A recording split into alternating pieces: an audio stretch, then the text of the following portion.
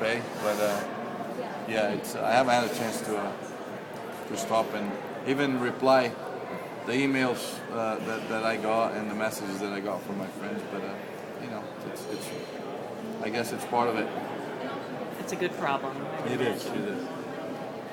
What was it like those last few laps? I mean, you're behind the yellow. Normally you're racing right to the finish line, but you actually had time to think about it. I'm going to win this. I'm going to win this. I mean, it was the two longest laps of my life. But once I realized that that's what was going to happen. Obviously, you have to cross the finish line to be the winner. So I was kind of like cautious not to celebrate before that because anything could still happen. But then I just started to enjoy the surroundings, you know. Dario out of his car in the middle of the racetrack clapping for me after, you know, he just had hit the wall. The fans standing up on the stands. Obviously I can't hear them, but you can see that there's a lot of commotions. Hats, shirts are spinning, and I started to enjoy that. And then obviously when we crossed the finish line, then I just lost it. Definitely lost it. But you know, it was a very special moment. It was a very unique. You know, it took me 12 years to do it, but when it came in a good fashion way. It was a very, very difficult race. It was extremely competitive. So, and in all these years, we built this huge fan base of people that want me to win.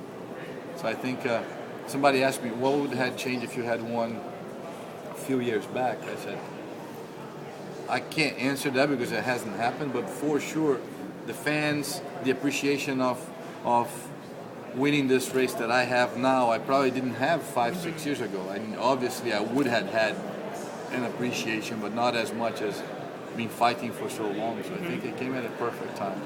And popular among fellow drivers, yeah, that's too. what I'm saying. I mean, obviously, it's hard to, you know, I don't want to sit here and talk about myself or how great I am or this and that, but it felt extremely.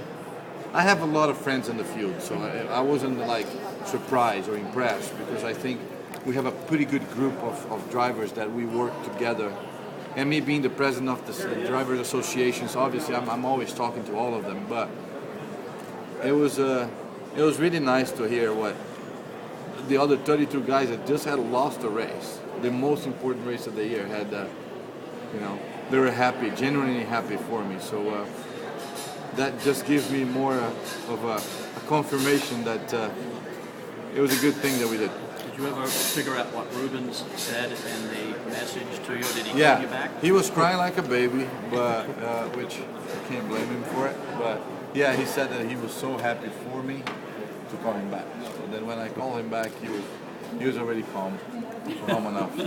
You talked about how competitive a race is. It was really a microcosm of how this series has gone all year. So many lead changes, like so many teams have a chance this year. Yeah, I mean, I think this championship, it's been extremely competitive. A completely different championship than any other year.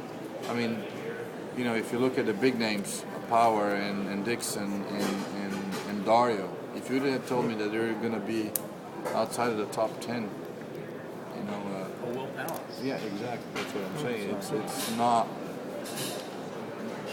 normal.